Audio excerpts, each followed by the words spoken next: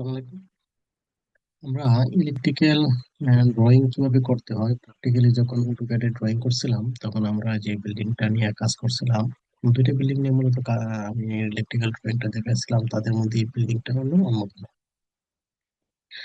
আজকে আমি যে বিষয়টা নিয়ে আলোচনা করব সেটা হলো আমরা লোড ক্যালকুলেশন। ওকে, রেসিডেন্সিয়াল বিল্ডিং এর লোড ক্যালকুলেশন নিয়ে আলোচনা করব। এই লোড ক্যালকুলেশন নিয়ে আমরা যদি আলোচনা করি তাহলে আমরা এর আগের একটা লেকচারে আমরা দেখছি, লোড ক্যালকুলেশন লেকচার ওয়ানে আমরা দেখছি যে বিএনবিসি তে বলে দেওয়া আছে যদি এয়ার কন্ডিশনিং এবং নন এয়ার কন্ডিশনের জন্য হয়, এবং সেটা যদি রেসিডেন্সিয়াল, কমার্শিয়াল, হসপিটাল, হোটেল বিভিন্ন টাইপের জন্য পার পার মিটার স্কোয়ারে একটা নির্দিষ্ট ওয়াট, যেমন নন এসির ক্ষেত্রে পার মিটার স্কোয়ারে 27 বা 30 বা এরকম, এবং ফুল ফুল এয়ার কন্ডিশনিং সিস্টেমের ক্ষেত্রে পার স্কোয়ার মিটারে হলো 72 ওয়াট। ওকে, ওই লেকচারটাতে আমি বলছিলাম যে আমি আমাদের এই হাই রেসিডেন্সিয়াল বিল্ডিং গুলো যেহেতু ফুলি এয়ার কন্ডিশনিং না, আবার নন এয়ার কন্ডিশনিং সিস্টেমও না, কিন্তু partially condition air air condition, কাজে এই ক্ষেত্রে আমি আসলে প্র্যাকটিক্যাল প্র্যাকটিক্যাল অনেকটা প্র্যাকটিক্যাল, মানে প্র্যাকটিক্যাল ও রিয়েলিটির ভিত্তিতে ক্যালকুলেশনটা করি আর কি। আমি সাধারণত কয়েকটা বিল্ডিং এ যাতে ওভার সাইজও না হয় আবার আন্ডার সাইজও না হয়।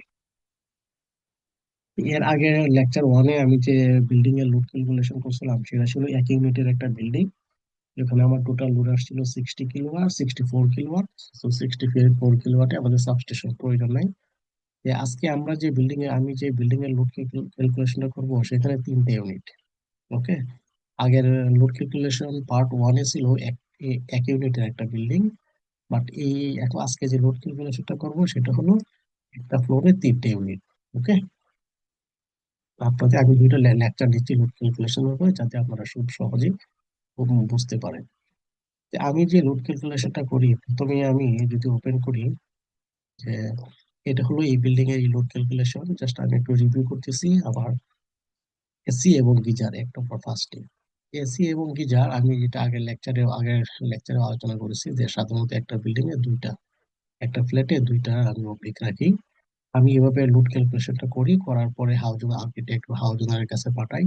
হাউজিং বা আর্কিটেক্ট ওরা যদি বলে যে না আপনি প্রত্যেকটা ফ্লোরে প্রত্যেকটা ইউনিটে তিনটা করে এয়ার কন্ডিশনিং এর জন্য লোড ধরেন, এভাবে আবার রিভাইজ করব। ওকে, বাট প্রাথমিকভাবে আমি যেটা তৈরি করি সেটা আপনাদের সাথে শেয়ার করতেছি। আপনারা ওইভাবে তৈরি করে তারপর আর্কিটেক্টের সাথে কথা বলে বা আর্কিটেক্টের কাছে পাঠায় যেভাবে হোক, পরে আবার প্রয়োজনে মডিফাই করবেন। ওকে, দুইটা। আর এসি অবলিক গিজার হলো এই কারণে যে এখানে সাধারণত যখন এসি, যেমন এখন বাংলাদেশে গরম চলতেছে, এখন হলো মে মাস। মে মাস, আজকে যে লেকচারটা তৈরি করতেছি সেটা হলো মে মাসের 11 তারিখ। আজকে মে মাসে প্রচন্ড গরম চলতেছে, তো এই অবস্থায় এয়ার কন্ডিশনিং সিস্টেম গুলো ইউজ হবে, বাট এই অবস্থায় কিন্তু কখনো গিজার ইউজ হবে না। ওকে, আবার যখন শীতকালে গিজার ইউজ হয় তখন কিন্তু আসলে এয়ার কন্ডিশনিং সিস্টেমটা ইউজ হয় না। আর গিজার ইউজ যদি কখনো হয়, যদি এরকম হয় যে এসি এবং গিজার ইউজ হচ্ছে, সেক্ষেত্রে দেখা যায় গিজার আসলে ওয়াটার গোসল করার সময় যেটা ইউজ হয় সেটা আসলে খুব অল্প সময়ের জন্য, হয়তো 10 মিনিট, 15 মিনিট বা আধা ঘন্টার জন্য ইউজ হয়, তারপর আবার স্টপ থাকে এরকম। ওকে, তারপর টিউব লাইটের সংখ্যা, আসলে তো আমরা ক্যালকুলেট করি টিউব লাইটের সংখ্যা এখানে কয়টা আছে। এই একটা ইউনিটে আমরা একটা ইউনিট ক্যালকুলেট করব, তারপর তিনটে ইউনিট ইয়ে করবো। 1, 2, 3, 4। টিউবলাইটের সংখ্যা চারটা আছে এখানে। ওকে, টিউবলাইট চারটা, ওয়াল লাইট পাঁচটা। আসলে আমরা এগুলো ক্যালকুলেট করি। 1, 2, 3, 4, 5, পাঁচটা ওয়াল লাইট। ওকে, পাঁচটা ওয়াল লাইট। সিলিং লাইট 10টা। এখানে একটা বিষয় আপনাদেরকে হ্যাঁ, আপনাদেরকে বলে রাখি, সিলিং লাইট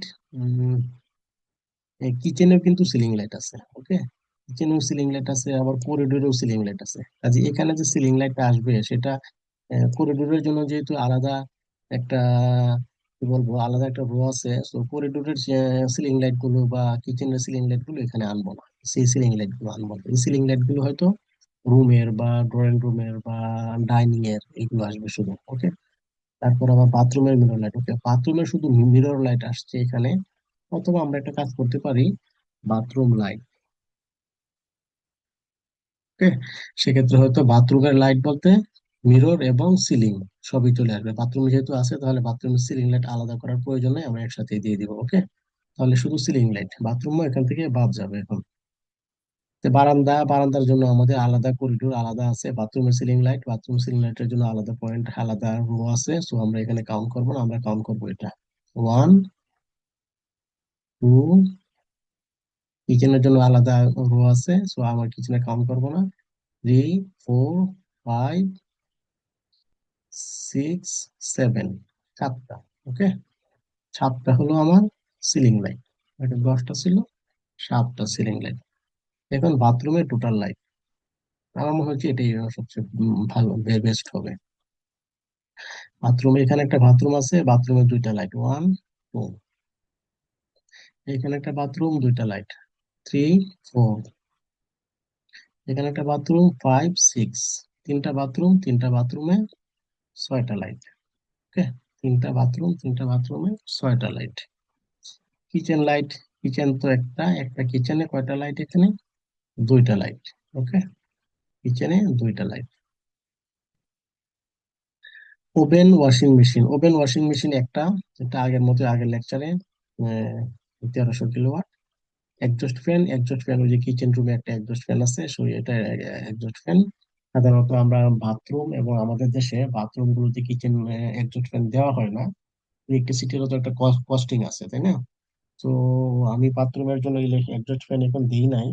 বাট আমার এই লোড সাবমিশন করার পরে আমার আর্কিটেক্ট বা হাউস ওনার যদি বলে যে না, আপনি বাথরুমের জন্য একজস্ট ফ্যান কাউন্ট করেন, একজস্ট ফ্যানের সিস্টেমটা করেন, তাহলে আমি সেটা করে দিব। ওকে।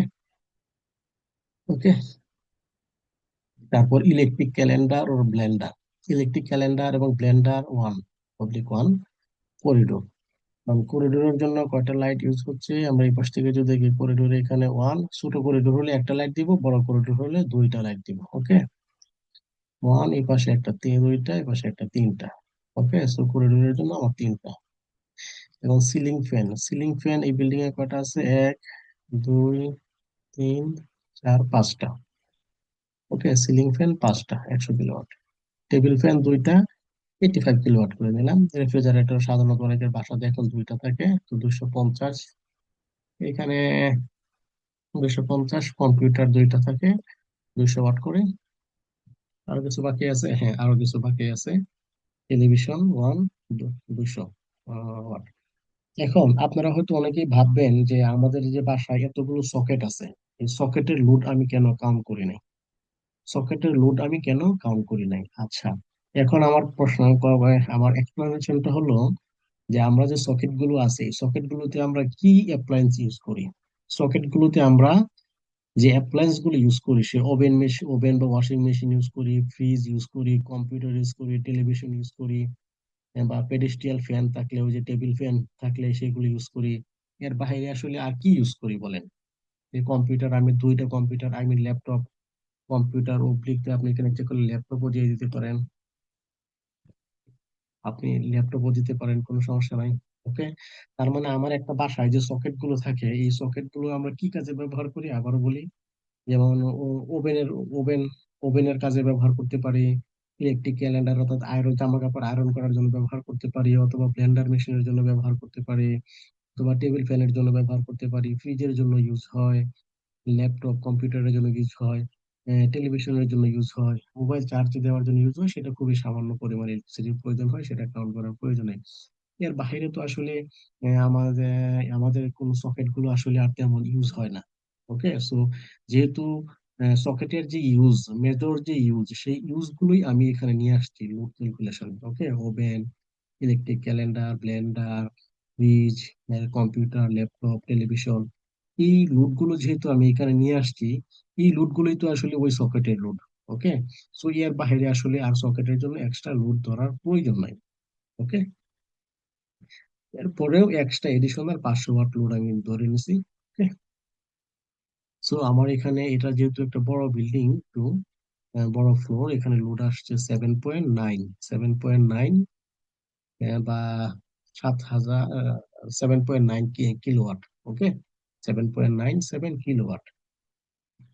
এখন আমাদের বিএনবিসি তে বলে দেওয়া আছে আমাদের যে লোড আছে, এখানে যে সবগুলো লোড আছে সবগুলো লোডের কিন্তু আসলে 80% ইউজ হয়, 80% ইউজ, সবগুলো লোড কিন্তু একসাথে ইউজ হয় না। ওকে, এখন অনেকে হইতে পারে বলেন যে আমরা তো এখানে আসলে অবলিক রেখে দিছি, অবলিক রেখে দিছি। এখন একটা কথা হলো যে ওভেন এবং ওয়াশিং মেশিন এরকম খুবই অল্প, মানে 24 ঘন্টার সময়ের ভিতরে দেখা যাবে ম্যাক্সিমাম সময়, বা দিনের বেলাও যদি ধরি আমি 12 ঘন্টার সময়, সেই 12 ঘন্টার সময়ের মধ্যে দেখা যাবে ম্যাক্সিমাম সময়ই ওভেনও ইউজ হবে না, ওয়াশিং মেশিনও ইউজ হবে না। ওকে, আয়রনও ইউজ হবে না, ব্লেন্ডার ইউজ হবে না। আবার এরকম হইতে পারে যে দুই এখানে আয়রন ইউজ হচ্ছে, ব্লেন্ডার ইউজ হচ্ছে, ওয়াশিং মেশিন ইউজ হচ্ছে, ওভেন ইউজ হচ্ছে, এরকম হইতে পারে। সেজন্য কি করা যায়? সেজন্য যেটা আমাদের যে লোড, এই লোডের জন্য আসলে আমরা আমাদের যে কেবল সাইজ, এই কেবল সাইজটা আমরা একটু বেশি করে দিব। ওকে, কেবল সাইজটা আমরা বেশি করে দিব, একটু একটু বেশি বেশি রাখবো, যাতে কোন কারণে যদি একটু বেশি লোড ইউজ হয়, সেই লোডটা যাতে আমাদের ওই সার্কিট ব্রেকার হয়ে কেবল হয়ে আসতে পারে। তবে এক্ষেত্রে আরেকটা বিষয় আপনারা হয়তো ভাবতে পারেন, তাহলে সাবস্টেশনের সাইজ তো বড় হয়ে যাবে যদি বেশি লোড হয়, যে না, সেক্ষেত্রে মনে করেন এখানে এই যে ফ্ল্যাটটা আমি দেখতেছি, এটা হলো 3 ইউনিটের 9 তলা একটা বিল্ডিং, অর্থাৎ 27টা ফ্ল্যাট, 27টা ফ্ল্যাট। এখন আসলে এই যে লোডটা আসছে, এটা প্রত্যেকটা ইউনিটে এই লোড আসছে। এখন যেটা আমি বলতেছিলাম যে প্রত্যেকটা ফ্ল্যাটে 27টা, প্রত্যেকটা ফ্ল্যাটে বা 50% ফ্ল্যাটেই calendar, blender, oven, washing machine, AC, geyser একসাথে ইউজ হবে, এটা আসলে খুবই আনরিয়েলিস্টিক। ওকে, অনেকটাই আনরিয়েলিস্টিক। প্রথমত হলো একটা ফ্ল্যাটেই সেটা ইউজ হওয়াটা আনরিয়েলিস্টিক, তারপর আবার 27টা ফ্ল্যাটের, কারণ সাবস্টেশনের কানেকশনটা তো 27টা ফ্ল্যাটে আসবে। ওকে, সো আর প্রত্যেকটা প্রত্যেকটা ফ্ল্যাটে যেহেতু একটা করে মিটার থাকবে, সো যে যতটুকু ইউজ করবে সে ততটুকু বিল দিবে। ওকে, সো এখানে এক্ষেত্রে কম বেশি হইতে পারে। যে মনে করেন এখানে আমি যদিও লোড আসছে আমার 7.9 কিলোওয়াট, অর্থাৎ এই বিল্ডিংটা হয়তো 8 কিলোওয়াট ইউজ করতেছে, বা কোনো এক সময় হয়তো সে 9 কিলোওয়াট ইউজ করতেছে, বাট অন্য সময় অন্য একটা ফ্ল্যাট হয়তো তখন 5 কিলোওয়াট লোড ইউজ হচ্ছে। ওকে, এই জন্য আমরা এই যে কেবল ক্যালকুলেশনটার সময় দেখবো যে কেবলের সাইজটা আমরা এখানে আমার যতটুকু প্রয়োজন হয় তার চেয়ে হয়তো এক সাইজ বেশি রাখছি, যে কোনো কারণে যদি একটু বেশি ইউজ হয় সার্কিট ব্রেকার একটু বেশি রেখেছি, কোনো কারণে যদি বেশি ইউজ হয় তখন অন্য ফ্ল্যাট মানে অন্য ফ্ল্যাটে শর্ট পড়বে এরকম না, লোডের একটা ব্যালেন্সিং হবে আর কি, যে একটা বাসায় হয়তো 5 কিলোওয়াট ইউজ হচ্ছে, আর একটা বাসায় হয়তো 8 কিলোওয়াট, 7 কিলোওয়াট, 8 কিলোওয়াট ইউজ হচ্ছে। আলটিমেটলি সাবস্টেশনের উপরে কোনো ইম্প্যাক্ট পড়বে না। ওকে, সো যাই হোক, এখানে 80%, এটা আমাদের বিএনবিসি গাইডলাইন, সো আমাকে 80% ইউজ করতে হবে। 80% ইউজ করলে একটা ফ্ল্যাটের অ্যাকচুয়াল রিকোয়ারমেন্ট হলো 6.38 কিলোওয়াট।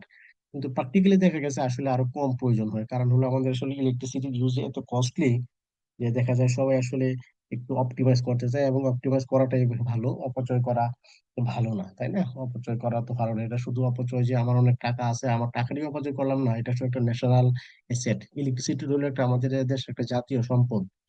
ওকে, শুধু একটা জাতীয় সম্পদেরই শুধু এটা শুধু আমার টাকা অপচয় হলো এরকম না, বরং একটা জাতীয় সম্পদের অপচয় হলো। ওকে, সো এখন একটা ফ্ল্যাটে যদি 6.38 কিলোওয়াটের লোড ইউজ হয়, 27টা ফ্ল্যাটের জন্য, এখানে 7 তলা বিল্ডিং, সরি 9 তলা বিল্ডিং, 3টা করে ইউনিট, 172 কিলোওয়াট। এক্ষেত্রে আপনারা দেখতে পারেন আসলে সবগুলো ইউনিটের প্রায় সাইজ সমান, এটা সাইজ, এটা তো কপি পেস্ট। এটা লম্বায় কম হলেও আসলে প্রস্থের দিকে একটু বেশি, কাজে একটু, যেমন আমরা যদি একটু গুনেও দেখি এখানে কয়টা ফ্যান, 1 2 3 4 5টা, এখানেও কিন্তু 5টা ফ্যান। এখানে টেবিলে, এখানে লাইট কয়টা, 1 2 3 4 5টা, এখানে টিউবলাইট 5টা, এখানে টিউবলাইট হলো এই বিল্ডিংটাতে টিউবলাইট 4টা, এটাতে একটা বেশি, 5টা। সো দেখো বাকিগুলো প্রায় সমানই, আমি একটা, দুইটা, তিনটা, চারটা, ওকে, ওয়াল লাইট 4টা, আপনারা একটু 5টা, আপনারা যখন ক্যালকুলেট করবেন প্রত্যেকটা এরকম গুনে গুনে ক্যালকুলেট করবেন। আমি একটাকে এক্সাম্পল হিসেবে ধরে নিতে পারেন, একটাকে আমি এক্সাম্পল হিসেবে নিছি। ওকে, আপনারা যখন ক্যালকুলেট করবেন তখন সবগুলোই একসাথে, প্রত্যেকটা ইউনিটের জন্য কতটা যদি ভিন্ন হয়, ওকে, যদি ভিন্ন হয় তাহলে আপনারা প্রত্যেকটা ইউনিটের জন্য একটু ক্যালকুলেট করবেন। তবে এক্ষেত্রে একটা কাজ করতে পারেন, কোনটাতে যদি একটা কম হয় সেই কমটাকে না ধরে, যেমন আমি এখানে 27 দ্বারা মাল্টিপ্লাই করছি, অর্থাৎ ধরে নিয়েছি 27 প্রত্যেকটাতে এরকম, সেক্ষেত্রে আপনারা যেটাতে একটু বেশি আছে বা 3টে ইউনিটের 4টে ইউনিটের হলে 4টে ইউনিটের ক্যালকুলেট করবেন, ক্যালকুলেট করে একটা এভারেজ করবেন, এভারেজ করে সেটাকে করবেন। ওকে। যে এখন এই বিল্ডিংটাতে লিফট আছে কয়টা? লিফট আছে 2টা। এখন প্রত্যেকটা লিফটের জন্য লোড ধরছে 10 কিলোওয়াট।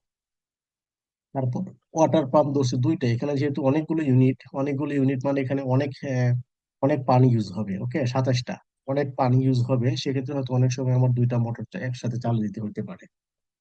ওকে। সো আমি এখানে 2টা মোটর ইউজ করছি, 5 কিলোওয়াটের মোটর। একটু বড় কিলোওয়াটের মোটর ইউজ করলে পানির ফ্লোটা ভালো থাকে আর কি। তারপর গ্রাউন্ড ফ্লোর এবং রুফে ধরে নিচ্ছি 3 কিলোওয়াট। এটা 3 কিলোওয়াট এনাফ। সেক্ষেত্রে আসছে আমার 205 কিলোওয়াট। ওকে, 27টি ইউনিট গ্রাউন্ড ফ্লোর মানে পার্কিং এবং রুফে, আর 205 কিলোওয়াট। এবং এটা যদি আমরা এর আগে লেকচারটা তো আলোচনা করছি, 0.9 হলো পাওয়ার ফ্যাক্টর এবং 90% হলো ইউটিলাইজেশন। সেক্ষেত্রে আমার আসে 250 বা একজাক্টলি কত আসে যদি হিসাব করি, এত ডিভাইডেড বাই 0.9, ডিভাইডেড বাই 0.9। ওকে, তো দুইবার 253। 253 আসলে কোনো সাবস্টেশন নাই 253 সাইজের, আমার আসলে 250 দলিয়ানা। যদি এরকম হতো যে এটা 280 চলে আসছে, বা 270, 280 বা 290 চলে আসছে, সেক্ষেত্রে হয়তো আমি 330 চলে যেতাম। যেহেতু এটা 253-তে আসছে, সেক্ষেত্রে আমি এটা আসলে 250 থাকতে। জি। এটা যদি সাবস্টেশনের সাইজ যদি 250 হয়, তাহলে আমরা জানি যে রিকোয়ার্ড পিএফআই প্লান্ট হলো 60%। সরি, 150 কেমনে আসছে? এটা 150, ওই যে এটা ইন্টু 0.6, 150। ওকে, 60%। এখানে সাবস্টেশনের পাওয়ার, যে সাবস্টেশনের সাথে যে পাওয়ার প্ল্যান মতো পাওয়ার ফ্যাক্টর ইমপ্রুভমেন্ট প্ল্যান থাকে, সেটা যদি 60% হয়, সেটার একটা ক্যালকুলেশন আছে। ওকে, সেটার একটা ক্যালকুলেশন আছে। সেই ক্যালকুলেশনটা হয়তো আপনারা অনেকে জানেন, 60% ক্যালকুলেশন আছে, সেই ক্যালকুলেশন থেকে আসছে এটা। ওকে। তার মানে আমাদের এই যে বিল্ডিংটা, আমরা যে বিল্ডিং এর লোড, যে বিল্ডিং এর ডিজাইন করছি, এই বিল্ডিং এ আমাদের যে একটা সাবস্টেশন লাগবে, সেই সাবস্টেশনের লোড হবে 200, সাবস্টেশনের সাইজ হবে 250 কেভিএ। ওকে। তাহলে এখন আসলে আমরা একটু জেনারেটর অ্যানালাইসিস করি, জেনারেটরে কি আছে। তো এই ক্ষেত্রে আমরা দেখছি যে আমাদের যে বিল্ডিং এর যে সাইজ, সেক্ষেত্রে আমরা ইমার্জেন্সি লাইট হিসেবে টিউবলাইট গুলোকে আমরা ইমার্জেন্সি লাইট ধরছি। তাহলে টিউবলাইট কয়টা আছে? 4টা করে। আর ফ্যান আছে 5টা করে। টিউবলাইট 4টা করে, কিচেন লাইট 2টা, সিলিং ফ্যান 5টা, বাথরুমে 3টা, বাথরুমে 3টে ইমার্জেন্সি, যেমন 3টা, এই যে একটা বাথরুম, বাথরুমে একটা ইমার্জেন্সি লাইট আর একটা নর্মাল লাইট। নর্মাল মানে হলো শুধু পিডিবি। শুধু পিডিবি। সিলিং ফ্যান 5টা, 5টাই চলবে। সিলিং লাইট 3টা, সিলিং লাইট 3টা কোথায় থেকে আসলো এখানে? যেমন এই এই যে সিলিং লাইট গুলো, এগুলো আসলে না নাইট লাইট, এগুলো আসলে তো জেনারেটর প্রয়োজন নাই। ওকে, তো সিলিং লাইট 3টা আসলো। সিলিং লাইট 3টা, এই যে এখানে একটা লাইট, সিলিং লাইট, এইখানে একটা সিলিং লাইট,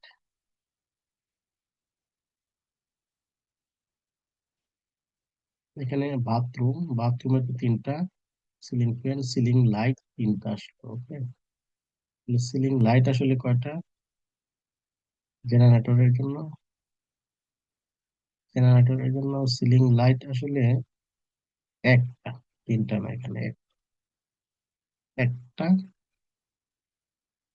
ও, এই যে এখানকার যে লাইট গুলো আছে, এই লাইট গুলো কাউন্ট করা হয়েছে এখানে। কিন্তু এই সমস্যা হলো, এখানে যে লাইট গুলো আছে, এই লাইট গুলো তো প্রত্যেকটা ইউনিটের সাথে আসবে না, এগুলো তো আলাদা ভাবে আসবে।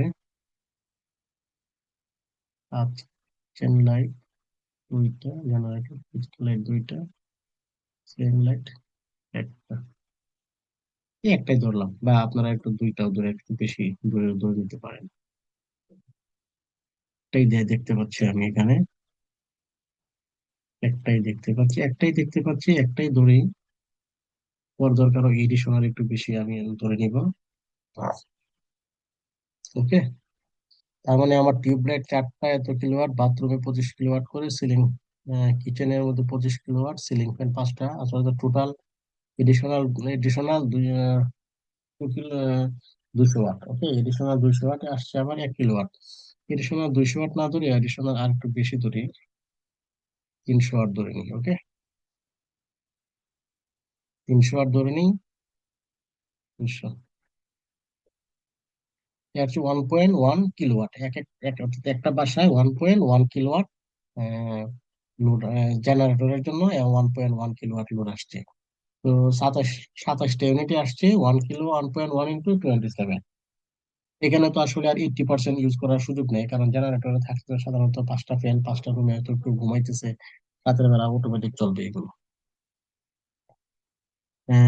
লিফট, একটা একটা লিফট ধরছি জেনারেটরের সাথে কানেক্টেড থাকবে, আরেকটা লিফট জেনারেটরের সাথে থাকবে না। একটা ওয়াটার পাম্প জেনারেটরের সাথে থাকবে, একটা ওয়াটার পাম্প থাকবে না। এবং ground floor, I mean parking এবং রুফে ধরছি 1 কিলোওয়াট। ওকে, সো আমার টোটাল পাওয়ার রিকোয়ারমেন্ট হলো সাত 29 প্রায় 30 কিলোওয়াট হলো আমাদের ফ্ল্যাট গুলোর জন্য। আর 10 কিলোওয়াট হলো লিফটের জন্য, 5 কিলোওয়াট হলো আমার ওয়াটার পাম্পের জন্য, আর 1 কিলোওয়াট হলো পার্কিং এবং রুফের জন্য। সো টোটাল রিকোয়ারমেন্ট হলো 45 কিলোওয়াট। সো এটাকে ধরে নিতে পারি আমরা 50 কিলোওয়াট। এটা যদি 50 কিলোওয়াট হয় তাহলে জেনারেটরের পাওয়ার ফ্যাক্টর ইন্টারন্যাশনাল রুল হলো 8.8। এটা আপনারা হয়তো সবাই জানেন। সেক্ষেত্রে কত আসে? আমি যদি একটু হিসাব করি, এত ডিভাইডেড বাই 0.8, 62 মানে 65 কিলোওয়াট ধরে নিলাম। 65 কিলোওয়াট। এখন আমরা গত লেকচারটা তো আমি বলেছিলাম যে আইএসও অনুযায়ী, অর্থাৎ জেনারেটরের যে ইন্ডাস্ট্রিয়াল রেগুলেশন বা বিভিন্ন পারফরমেন্স এর জন্য, পারফরমেন্স ভালো থাকার জন্য আর কি 70% ইউটিলাইজেশন ফ্যাক্টর ধরতে হয়। সেভেন ইউটিলাইজেশন ফ্যাক্টর যেমন ট্রান্সফরমারের ক্ষেত্রে ধরছিলাম 0.9। যে ট্রান্সফরমারের জন্য 0.9, এটার আরেকটা কারণ হলো ট্রান্সফরমারের ভিতরে কোনো মুভিং পার্টস নাই। ওকে, ট্রান্সফরমারের হলো স্ট্যাটিক ডিভাইস, এটা কোনো মুভিং পার্টস নাই। বাট জেনারেটরের তো একটা এর একটা মুভিং পার্টস, স্ট্যাটর, রোটর। স্ট্যাটর, রোটরটা অনেক ঘুরতে থাকে। ওকে, রোটরটা ঘুরতে থাকে, মুভিং পার্টস আছে। এই জন্য জেনারেটরের ক্ষেত্রে জেনারেটরের ক্ষেত্রে 0.7 ধরতে হয়। বিষয়টি এরকম না যে ধরতে হয়, বরং এই 0.7টা হলো আইএসওর একটা কোড আছে। ওই কোড নাম্বারটা আমার এই মুহূর্তে খেয়াল হচ্ছে না, আমি অন্য এক সময় অন্য একটা লেকচারের স্লাইডে দেখাবো ইনশাল্লাহ। ওকে, 100 কিলোওয়াট। ওকে, সো আমার জেনারেটরের সাইজ, তাহলে আমার সাবস্টেশন ডিজাইন করতে হবে হলো 250 কিলোওয়াটের। আর জেনারেটর লাগবে 100 কিলোওয়াটের। তাহলে আমার এই বিল্ডিং এর ইলেকট্রিক্যাল ডিজাইনটা, লোড ক্যালকুলেশনটা কমপ্লিট হয়ে গেল। ওকে, এখন হয়তো অনেকে এখানে আমার যে কিছু কেবল ক্যালকুলেশনও দেখেন আমি দিয়ে দিছি। যেমন আমি বলি, আমি যদি এখান থেকে নিচ থেকে যদি শুরু করি, যেমন সুইচ বোর্ড থেকে যে কানেকশন গুলো যায় সেগুলো কিসে যায়? লাইট এবং ফ্যান। ওকে, সুইচ বোর্ডের সব কানেকশন কোথায় যায়? লাইট এবং ফ্যান। সো লাইট এবং ফ্যানের জন্য 1.5 mm কেবল ইজ ফাইন। আর কেবল টাইপ হলো বিওয়াইএ এফআরএলএস। এফআরএল বিওয়াইএ হলো শুধুমাত্র পিভিসি ইনসুলেশন থাকবে, একটা ইনসুলেশন, এটার কোনো শীট থাকবে না। এবং সিঙ্গেল কোর। হ্যাঁ, শীট থাকবে না, সিঙ্গেল কোর পিভিসি। এবার এফআরএলএস মানে হলো fire rated low smoke. Fire rated মানে হলো কোনো কারণে যদি আগুন লাগে তাহলে এই কেবলটা ফায়ার রেজিস্ট্যান্স একটু বেশি থাকবে, ফায়ার স্প্রেড হবে না আর কি, সহজে পুড়বে না। ফায়ার রেটেড লো স্মোক মানে হলো ধোঁয়া খুব কম হবে আর কি, এটা ওই মানে এটা হলো এটা। ওকে, আবার যে আর্থিং এর কেবল দিছি, আর্থিং কেবলটা কিন্তু এফআরএলএস এলএস দেই নাই। এটা একটু কস্টলি, যেহেতু একটু কস্ট বেশি হয়ে যাবে, সেজন্য সেভ করার জন্য। কারণ আমার এই বিওআই আর্থিং কেবল দিতে কোনো ইলেকট্রিসিটি ফ্লো করবে না। ওটা হলো শুধু শর্ট সার্কিট যদি কখনো হয়, তখন ওই শর্ট সার্কিটের জন্য যদি গ্রাউন্ডিং বা যদি কখনো লিক হয়, তখন সেটা শুধু আর্থিং কেবলটা কাজ করবে। এই জন্য যদি কোনো স্পার্কিং হয়, সেজন্য শুধু আর্থিং কেবলটা কাজে। আর্থিং কেবল এর এই জন্য আর্থিং কেবলের সাইজ একটু ছোট হয়। বাট এই মেইন যে কেবল, ফেজ এবং নিউট্রাল, সেগুলোতে তো ইলেকট্রিসিটি ফ্লো করে, সো এই কেবল গুলো এফআরএলএস এফআরএলএস কেবল দিতে হয়। ওকে, সো এই কেবলের সাইজ গুলো নিয়ে আমি গত লেকচারেও আলোচনা করছি। সাধারণত গত লেকচারেও আমি এইটাই ছিল যে এখানে একটা জিনিস দেখেন, এটা হলো 2XY, 6 mm² 4 কোর। 4 কোর মানে হলো থ্রি থ্রি ফেজ একটা নিউট্রাল, এবং 6 mm² আচ্ছা, এখানে এখানে আমার একটা বাসার জন্য প্রয়োজন কত, 6 কিলোওয়াট। এবং 6 কিলোওয়াট থেকে যদি আমি ক্যালকুলেট করি, তাহলে আমার আসলে কতটুকু প্রয়োজন হয়, কতটুকু, কত ampere. 6 kilowatt, 6 kilowatt divided by 1.732 divided by 0.8 হলো power factor, divided by 400 volt. Okay, দেখা যাচ্ছে আমার 10 এম্পিয়ারের মতো, 6.38। ওকে, 6.38, দেখা যাচ্ছে 12 এম্পিয়ারের মতো বা এরকম লাগে প্রয়োজন হয় কেবল আমার। কিন্তু এরপরেও কেন একটু বেশি দিচ্ছি, এটা বেশি দেওয়ার কারণ হলো, ওই যে আমি একটু আগে বলতেছিলাম আমার লেকচারে লোড ক্যালকুলেশনের সময় যে কোনো কারণে যদি একটু বেশি ইউজ হয়, তো এখানে শুধু একটা কেবলেই একটু বেশি দেওয়া আছে। ওকে, একটু হয়তো বলতে পারেন আপনারা ওভার সাইজ। হ্যাঁ, কারণ এই একটা কেবলের কারণ এই কেবলটাতেই হলো যে কোনো কারণে যদি লোড বেশি ইউজ হয় তাহলে তো পুড়ে যাবে না, ওই যে পুড়ে যাওয়ার মতো একটা রিস্ক নেওয়ার চেয়ে, যেহেতু এটা একটা দীর্ঘমেয়াদী ইলেকট্রিক্যাল কেবল ইনস্টলেশন, তো একটা দীর্ঘমেয়াদী প্রসেস, লং টাইমের জন্য ইনস্টল করা হয়। সো এই ক্ষেত্রে 6 mm² একটু ওভার সাইজ দেওয়া হয়েছে। আবার 2XY, 2XY এর মানে কি, এটা অনেকে হয়তো জানেন। 2XY এর মানে হলো এক্সএলপি ইনসুলেটেড, এক্সএলপি।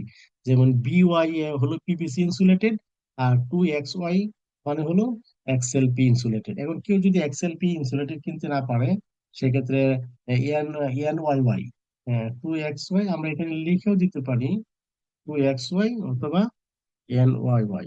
এনওয়াইওয়াই এর মানে কি, এনওয়াইওয়াই এর মানে হলো পিভিসি ইনসুলেশন এবং পিভিসি শীট। এটা আমি কেবল নিয়ে যখন আরেকটা লেকচার নিব, সাবস্টেশন ডিজাইনের ক্ষেত্রে ডিটেলস আরেকটা লেকচার নিব। তো কেবল, যেমন কেবল আরো কিভাবে সিলেকশন করতে হয়, যেমন কেবল সিলেকশনের ক্ষেত্রে আমাদের কি কি ক্রাইটেরিয়া মেনটেন করতে হয়। কেবল সিলেকশনের ক্ষেত্রে আমাদেরকে প্রথম যে ক্রাইটেরিয়াটা মেনটেন করতে হয় সেটা হলো current carrying capacity. Current carrying ক্যাপাসিটিটা ক্যালকুলেট করতে হয়। তারপর শর্ট সার্কিট রেটিং ফুলফিল করে কিনা এই জিনিসটা চেক করতে হয়। তারপরে ভোল্টেজ ড্রপ চেক করতে হয়। এই জিনিসগুলো আমাদেরকে চেক করতে হয়। Okay, current carrying capacity, short circuit analysis, এবং ভোল্টেজ ড্রপ, এবং কিছু ডিরেটিং ফ্যাক্টর আছে, ওই ডিরেটিং ফ্যাক্টর গুলো মিলিয়ে মিলিয়ে তারপর ওই কেবল কেবল গুলো আমাদেরকে সিলেকশন করতে হয়। সেগুলো আমি যখন কেবল সিলেকশন করব, আরেকটা লেকচার নিব কেবল সিলেকশন এর উপর শুধু। এটা তো আসলে লুপ ক্যালকুলেশন। ওকে, এই লেকচারটা মূলত হলো লুপ ক্যালকুলেশন। লুপ ক্যালকুলেশনে যেহেতু আসছে রেসিডেন্সিয়াল বিল্ডিং এর জন্য, আসলে কেবল সিলেকশনের জন্য এত অ্যানালাইসিস, খুব বেশি আসলে অ্যানালাইজ করার প্রয়োজন হয় না। হ্যাঁ, কিন্তু ইন্ডাস্ট্রিয়াল এর ক্ষেত্রে বা কমার্শিয়াল বিল্ডিং এর ক্ষেত্রে, হয়তো কমার্শিয়াল বিল্ডিং এর ক্ষেত্রে সম্পূর্ণ এয়ার কন্ডিশনিং সিস্টেম থাকে বা এরকম, বা এই বিশেষ করে ইন্ডাস্ট্রির ক্ষেত্রে কেবল সিলেকশন ক্যালকুলেশনটা অনেক বেশি ইম্পর্টেন্ট। সো আমি কেবল সিলেকশনের জন্য একটা ডেডিকেটেড ক্লাস নিব আমি ইনশাল্লাহ। তবে আজকের এই ক্লাসটা হলো মূলত লোড ক্যালকুলেশন। এর আগেও একটা লেকচার ছিল লোড ক্যালকুলেশন 1 পার্ট 1, এটাতে আমাদের সাবস্টেশন প্রয়োজন হয় নাই সিঙ্গেল ইউনিটের। আর এটা হলো সিঙ্গেল ফ্লোরে 3টা করে ইউনিট, অর্থাৎ টোটাল 9 তলা একটা বিল্ডিং এ 27টা ইউনিট, যেখানে আমাদের সাবস্টেশন প্রয়োজন আছে।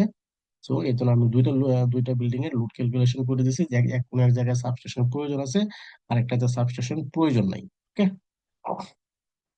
সো আর ওই যে SDB to switch board socket 2.5 mm²।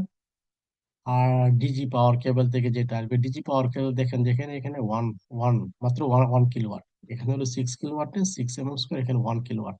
এখানে আপনি অনেকে হয়তো বলবে 2.5 mm² দিলেই তো হয়, কিন্তু আসলে না, এখানে 4 mm² দেওয়াটাই অনেক বেশি যুক্তিসঙ্গত। এখানে আমি এন ওয়াই ওয়াইও দিতে পারি ইচ্ছা করলে। ওকে, এন ওয়াই ওয়াইও দিতে পারি, কোনো সমস্যা নাই। তারপর আবার একটা এইচডিবি থেকে আরেকটা এইচডিবি, অর্থাৎ আমরা যদি কোনো কারণে দুইটা এইচডিবি ইউজ করি, ওকে, একটা আমরা যদি কোনো কারণে দুইটা এইচডিবি ইউজ করি, একটা এইচডিবি থেকে, যেমন এই বিল্ডিংটাতেই তো যেমন আমি দুইটা এইচডিবি ইউজ করছি, এখানে একটা এইচডিবি ইউজ করছি। তারপর না, এই বিল্ডিংটাতে না, সরি, এই বিল্ডিংটাতে আমি একটা এইচডিবি ইউজ করছি। আমাদের আরেকটা বিল্ডিং নিয়ে মনে হয় আমি লেকচার দিয়েছিলাম, ওইখানে আমরা দুইটা এইচডিবি ইউজ করছি।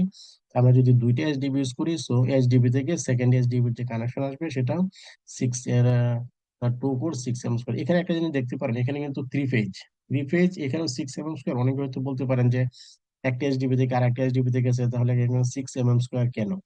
এটা হলো এখানে কিন্তু থ্রি ফেজ। প্রথম যে এমডিবি থেকে প্রথম যে এসডিবি তে আসছে সেটা কিন্তু থ্রি ফেজ। পরে এই এসডিবি থেকে সেকেন্ড যে এসডিবি তে গেছে সেটা কিন্তু সিঙ্গেল ফেজ। ওকে, সেই জন্য 6 mm²। এই কেবল গুলো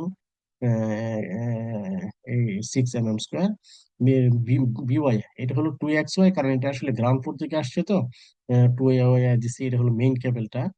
আর এগুলো যেহেতু এটাও একটা মেইন কেবল, এগুলো যেহেতু ইনডোর কেবল, অর্থাৎ একটা প্রোটেকশন সিস্টেমের ভিতর যে থাকবে বা ইলেকট্রিসিটি ক্যারিং, তুলনামূলকভাবে ওটা অনেক বেশি দেওয়া হচ্ছে আর কি।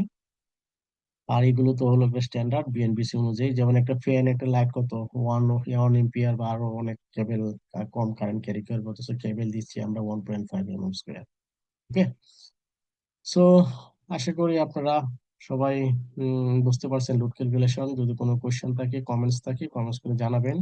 আমি সবগুলো কিছু কমেন্টস একত্রিত করে আবার একটা লেকচার নিয়ে প্রবলেমগুলো কিভাবে সলভ করতে হয়, কোনো ইস্যু থাকলে সেগুলো নিয়ে আরেকটা লেকচার আপলোড করে দিব। ওকে। জি, ভালো থাকেন সবাই। আসসালামু আলাইকুম রহমতুল্লাহ।